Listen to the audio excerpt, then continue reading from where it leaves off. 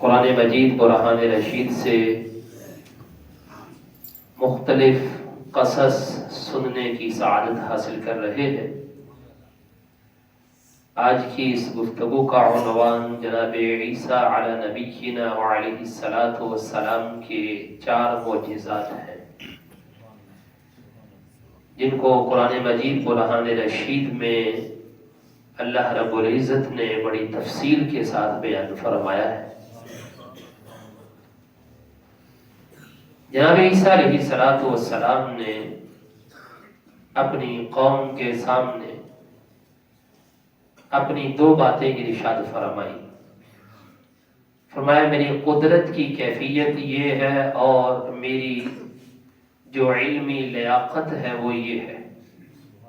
ارشاد فرمایا انی قد جئتکم بآیۃ من ربکم، بے شک میں تمہارے پاس تمہارے رب کی طرف سے نشانی لے کر آیا۔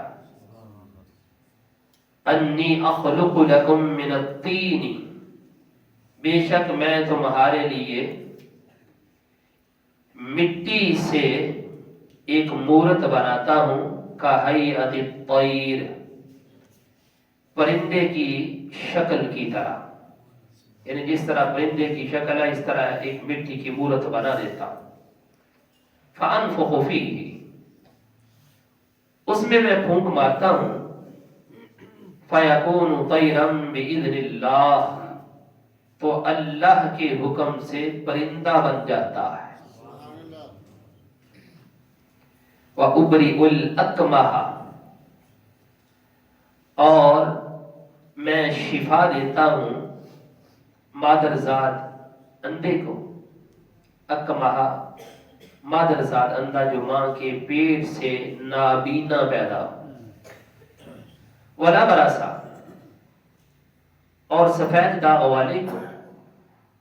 وَأُحْيِي الْمَوْتَى بِإِذْنِ اللَّهِ، اور میں مردے کو زندہ کر دیتا ہوں اللہ کے حکم سے۔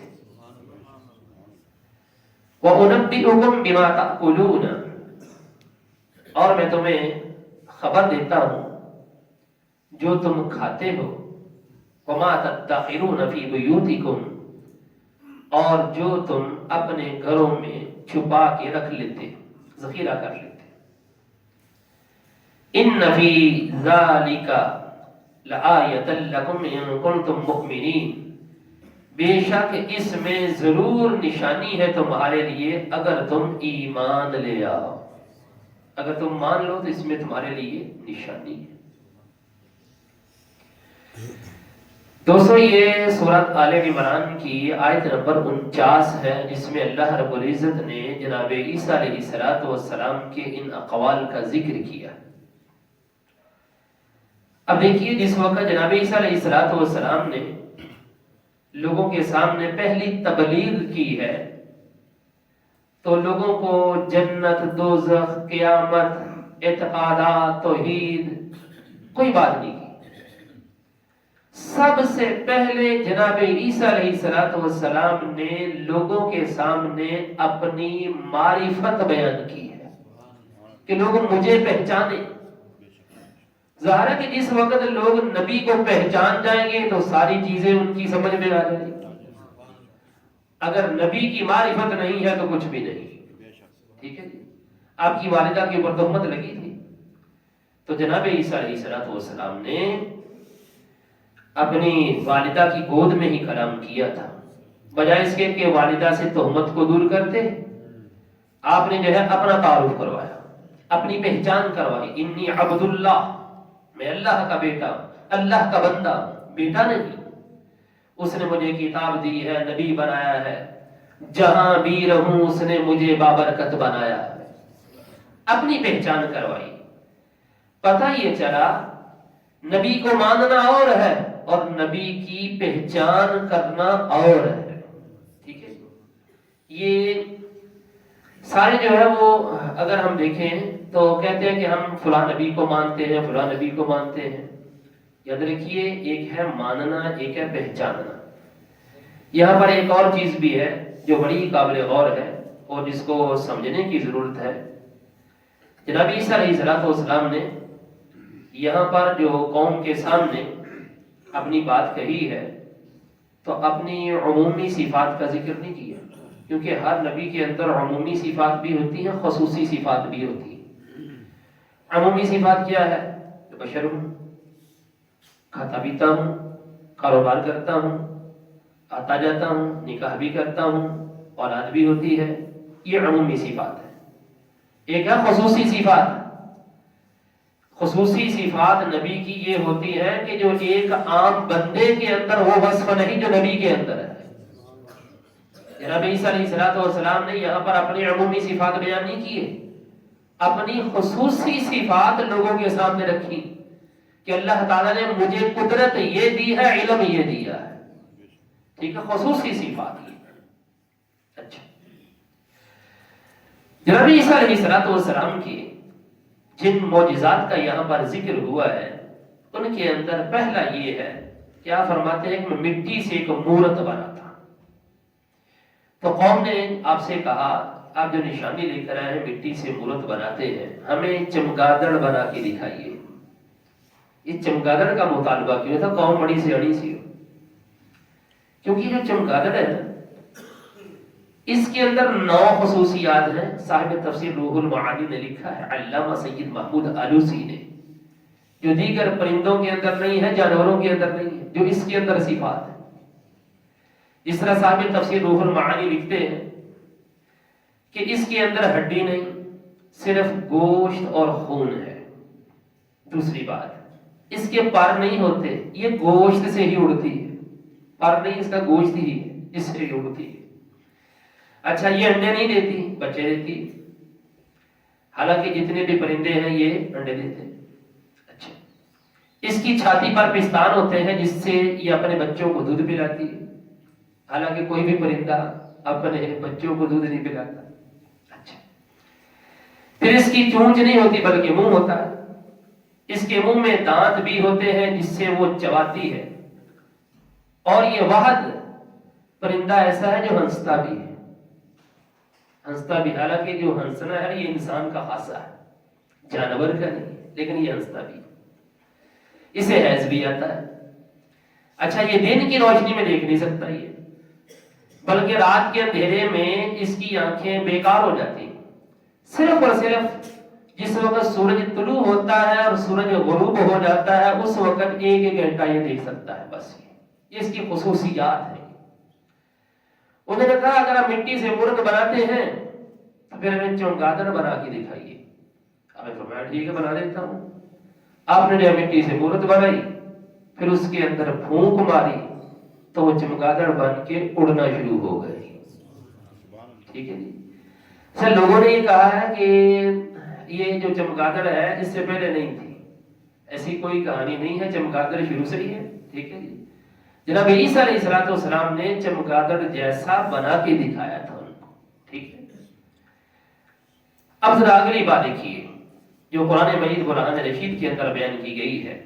آپ علیہ السلام نے 4 مردے بھی زندہ کیے تھے، ان کے اندر ایک عازر تھا، وہ آپ کا دوست تھا، اس کی بہن نے آپ کو پیغام بھیجا کہ بہت سخت بیمار ہے، تو اس کی خبر گیری کر لیجیے، کو بات چیت کرنی ہے تو کر لے۔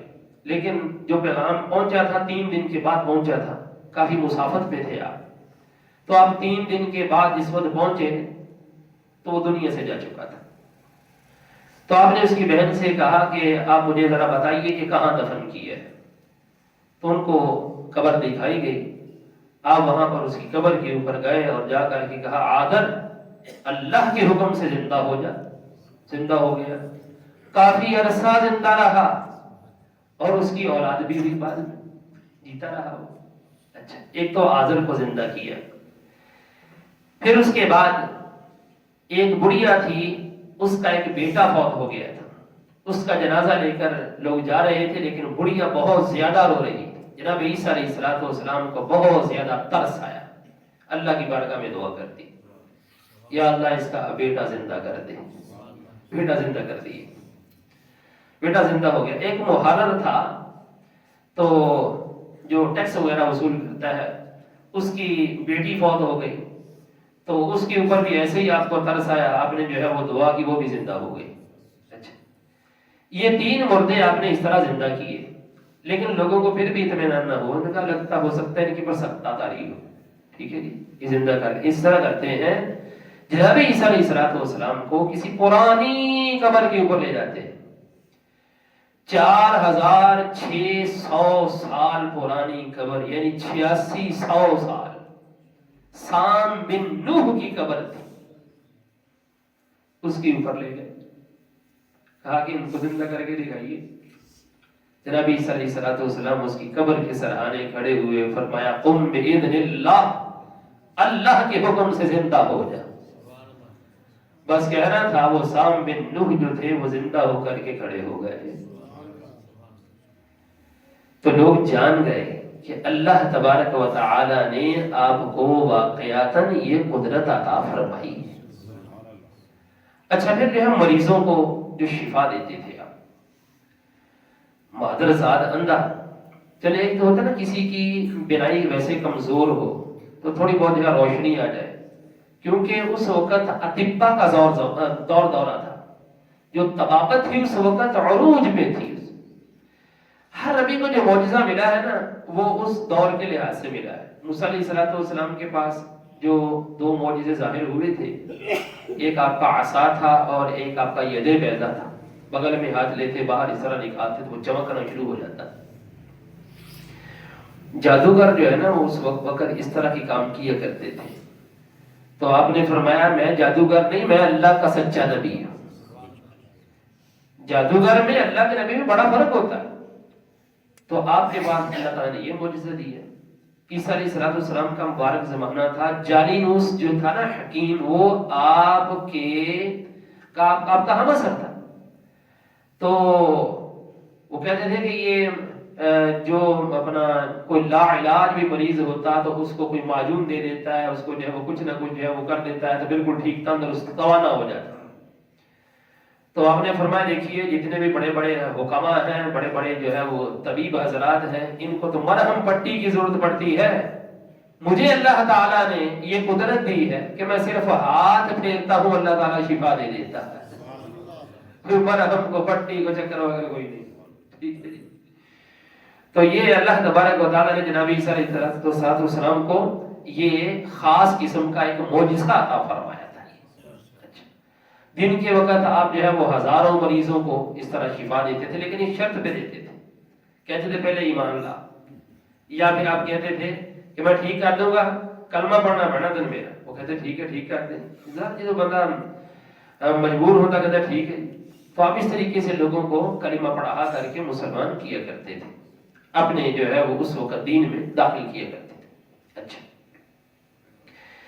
ایسے ہی جناب عیسیٰ علیہ السلام کے بارے میں جو چوتھی بات یہاں قرآن نے بیان کی ہے، وہ یہ تھا کہ گھروں کے اندر جو لوگ کچھ کھا کے آتے، ٹھیک ہے، یہ جو کچھ پکنے والا ہوتا بتا دیے کرتے، تو آپ کے ارد گرد جو ہے وہ بچے آپ کی قوم کے آیا کرتے، آپ ان کا جو ہے وہ ان کے ساتھ جو ہے وہ کھیلا کرتے، ان کو جو ہے وہ بات بتاتے، اور کبھی کبھار یہ بھی بتاتے گھر میں یہ چیز جو ہے فلاں جگہ پڑی ہوئی، بچے جا کے جو ہے وہ گھر جا کے لوگوں کو بتاتے ہیں اپنے والدین کو کہ اس طرح جو ہے وہ ہمیں بتایا، وہ کہتے کس نے بتایا؟ انہوں نے بتایا۔